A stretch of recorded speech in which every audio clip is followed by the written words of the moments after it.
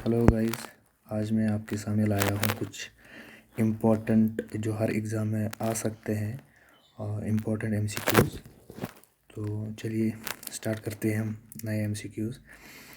तो पहला एमसीक्यू जो है वो है कि which Asian country has been added to FATF black list, यानी कि रिसेंटली की बात कर रहा है। जो FATF है उसका फुल फॉर्म क्या है? वो है financial action task force. Financial action task force है इसका फुल फॉर्म। और इसमें अभी तक सिर्फ़ और सिर्फ 3 जो है कंट्रीज़ ब्लैक लिस्ट हो चुकी है। ठीक है, जो एक कंट्री है वो है ईरान, दूसरी कंट्री जो है वो नॉर्थ कोरिया है, और अभी जो रिसेंटली जो ब्लैक लिस्ट हुई है वो है म्यांमार। ठीक है, इसका आंसर आएगा म्यांमार।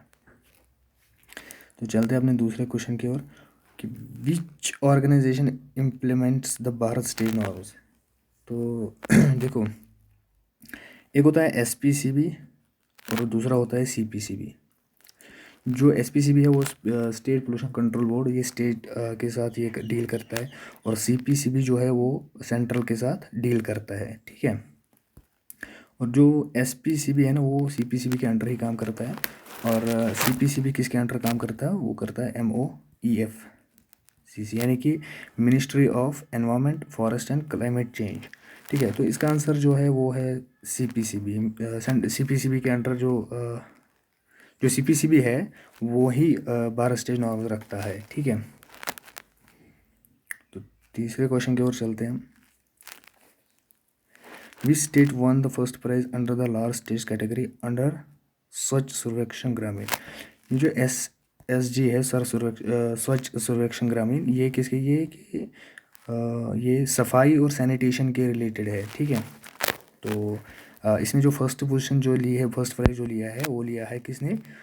तेलंगाना ने फर्स्ट प्राइज़ लिया है। सेकंड पे जो है वो हरियाणा आया हुआ है, और थर्ड पे जो है वो तमिलनाडु आया हुआ है।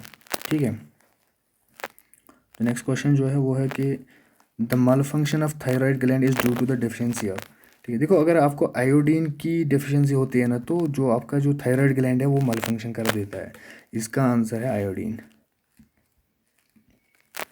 The golden triangle of fundamental rights refers to.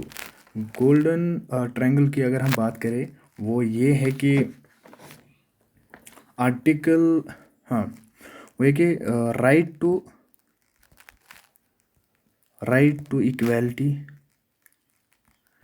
ये, और दूसरा जो है राइट टू फ्रीडम है, और जो तीसरा है वो राइट टू लाइफ है, लाइफ एंड लिबर्टी। ठीक है, अब अगर हम बात करें तो इसमें से कौन सा ऑप्शन है? देखो, राइट टू इक्वालिटी जो है वो 14 आर्टिकल है, और जो राइट टू फ्रीडम है वो 19 आर्टिकल है, और राइट टू लाइफ जो है वो 21 आर्टिकल है। इसका आंसर जो आएगा वो पहला वाला। ठीक है, नेक्स्ट क्वेश्चन जो है, which of the following is related to the round revolution in India. Round revolution जो है वो किस से रिलेटेड है? तो ये एग्रीकल्चरल रेवोल्यूशन है जो 1965 में आया था। तो ये जो रिलेटेड है ये पोटैटो प्रोडक्शन के रिलेटेड है। तो आंसर जो इसका आएगा C आएगा, यानी कि potato production. Ajay Kumar Srivastava is the MD and CEO of which public sector bank. इसका आंसर जो है वो CEO है, वो इंडियन ओवरसीज बैंक का CEO है। During which year was FAME India scheme launch.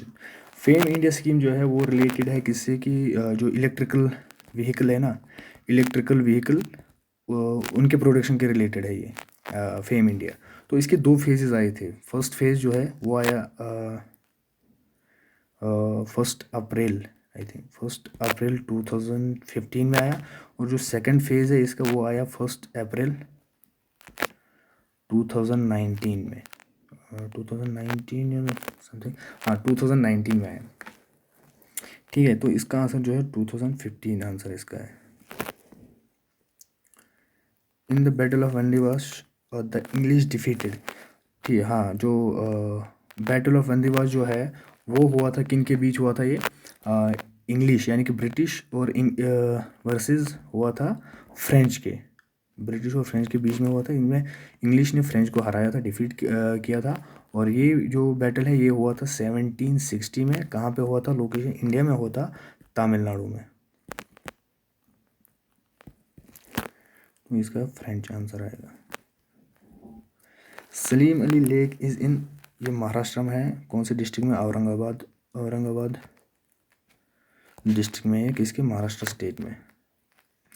Farah Bakhsh other name of जो फराह बख्श है ना, ये गार्डन है फराह बख्श, जिसका मीनिंग है द डिलाइटफुल। ये जहांगीर ने अपनी क्वीन यानी कि नूरजहां उनकी उसकी क्वीन थी, और उनके लिए बनाया था। और इसका आंसर जो है शालीमार बाग ही ऐसा है जो जहांगीर ने अपनी क्वीन नूरजहां के लिए बनाया था। Which gas is filled in refrigerators? देखो, जो रेफ्रिजरेटर्स है ना, जो ओल्ड वाले रेफ्रिजरेटर्स है, उनमें गैस होता था फ्रेन। अब जो न्यू रेफ्रिजरेटर्स आते हैं ना, उनमें गैस जो है ना वो होता है टेट्राफ्लोरोइथेन। क्या होता है? टेट्राफ्लोरोइथेन। क्यों होता है? कि जो फ्रेन है इसकी वजह से ना ओजोन डिप्लीशन प्रॉब्लम होती थी, और जो टेट्राफ्लोरोइथेन है इससे नहीं होता है। तो जो आंसर इसका वो CFC है, क्लोरोफ्लोरोकार्बन है, कि रेफ्रिजरेटर्स में CFC होता है। The words socialist and secular were inserted in the preamble to the constitution by the, ठीक है, जो प्रियम्बल है ना वो अभी तक सिर्फ एक बार जो है अमेंड हुआ है, सिर्फ एक बार अमेंड हुआ है। और वो कब हुआ है? वो हुआ है 42nd अमेंडमेंट एक्ट 1976 में, इसका आंसर है।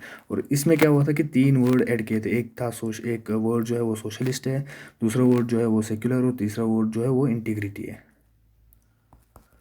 क्या है? इंटीग्रिटी है। नेक्स्ट क्वेश्चन है the first network that planted the seed of internet was, वो है ARPANET, जिसका फुल फॉर्म है advanced research projects agency network. ठीक है, और मेरे हिसाब से वो कब इन्होंने इन्वेंट किया था इंटरनेट? वो था जनवरी 1 1983 में। पूरा याद नहीं है लेकिन यही डेट है।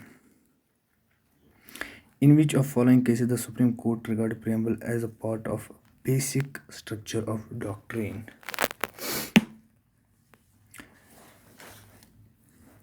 जो बेरोबेरी केस है ना, ये हुआ था 1960 में। ये बेरोबेरी केस वर्सेस यूनियन है। ये क्या है? इसमें क्या बोलते हैं कि जो प्रियम्बल है वो पार्ट किसका? कॉन्स्टिट्यूशन का नहीं है। ठीक है। और दूसरा केस जो केशवानंदा, इसका आंसर जो है वो केशवानंदा भारती केस है। केशवानंदा भारती केस, इसमें क्या बोला गया था कि जो प्रियम्बल है वो कॉन्स्टिट्यूशन का पार्ट है। ठीक है। उसके बाद और एक केस है यानी कि SR बोमई केस, वो हुआ था 1993 में। और दूसरा जो है वो है LIC, वो 1995 के। इसमें इनमें क्या बोला था कि जो प्रियम्बल है वो इंटीग्रल पार्ट है किसका? Integral part of constitution. तो नेक्स्ट क्वेश्चन है who is the founder of royal Dogra dynasty? इसका आंसर जो है वो गुलाब सिंह है। शायद उन्होंने 1822 में उन्होंने ये जो क्या बोलते हैं इसको, डायनास्टी है, फाउंड की थी 1822 में। यस। नेक्स्ट क्वेश्चन की ओर चलते हैं। In Kashmir valley which of the following season is known as सोंठ?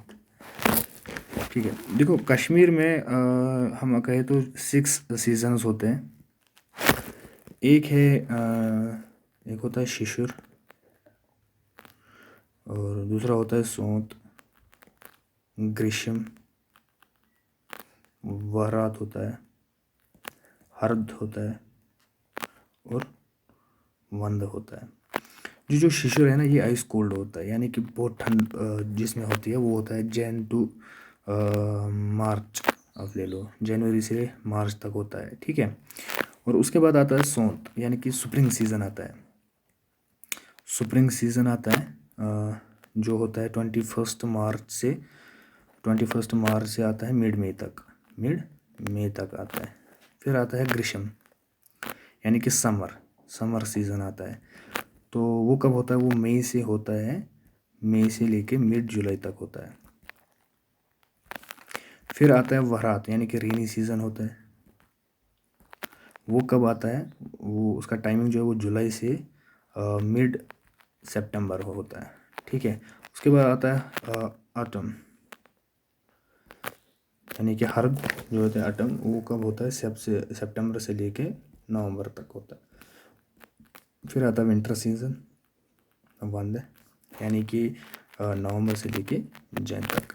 तो इसमें क्या बोलता है ये क्वेश्चन कि कश्मीरी लैंग्वेज में जो कश्मीर वैली में जो सीज़न सौंत है वो किसको बोला जाता है, वो सौंत होता है, जो मैंने बोला यहाँ पे सौंत होता है spring season. Which of the following is not correct.